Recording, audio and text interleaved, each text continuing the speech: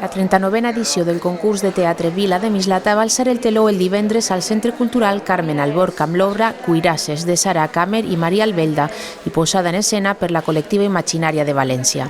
En total, 7 companyies i les seues 7 propostes escèniques actuaran sobre les taules del teatre del Centre Cultural durant els pròxims 7 divendres fins al 10 de desembre, data assenyalada per a la gala de lliurament d'aquests veterans premis teatrals. Uns guardons que s'han convertit per dret propi en una de les millors cartes de presentació i generadora d'oportunitats per a les companyies amateurs del teatre de la Comunitat Valenciana.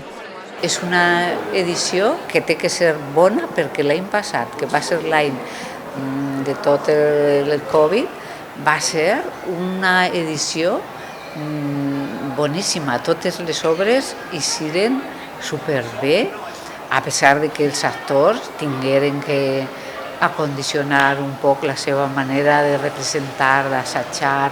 Van a ser unes obres boníssimes, totes molt bé interpretades. El Vila de Mislata és un dels molts referents que han convertit a la localitat en focus de cultura i de producció cultural. I és que l'aposta de Mislata per generar nous públics, portant la cultura a tota la població, és una de les senyals d'identitat de la vida social de la ciutat. Per a la regidora de Cultura, Pepi Luján, complir 39 edicions posa de manifest l'aposta del consistori per a continuar fent del Vila de Mislata un aparador de futurs professionals de les arts escèniques valencianes. A més, enguany el Vila compta amb un jurat amb actrius, dramaturgues i productors que un dia es van iniciar en l'art teatral als escenaris de la ciutat i que ara són reconeguts professionals en l'escena valenciana. Tots els assistents, a la fi de les representacions, emeten una puntuació que va de l'1 al 5 i després la més votada és la que guanya el premi del públic. I això és important també, que siguin un poc coprotagonista tota la gent que ve en el jurat. Una edició que arriba després de moments molt complexos per a la cultura, amb sales tancades i amb telons que no han tornat a pujar o han fet amb moltes dificultats. Crec que ara és vital, i a més en totes les seguretats que tenim, poder tornar a fer un poquet de vida normal cultural, que és un sector que també ho tenim molt difícil, i poder tornar un poquet a tindre els teatres plens.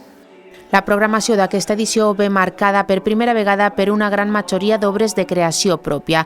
Així, de les 7 representacions programades, 6 són de nova autoria o de creació col·lectiva. A més, 4 de les 7 representacions d'aquesta edició seran estrenes absolutes en València.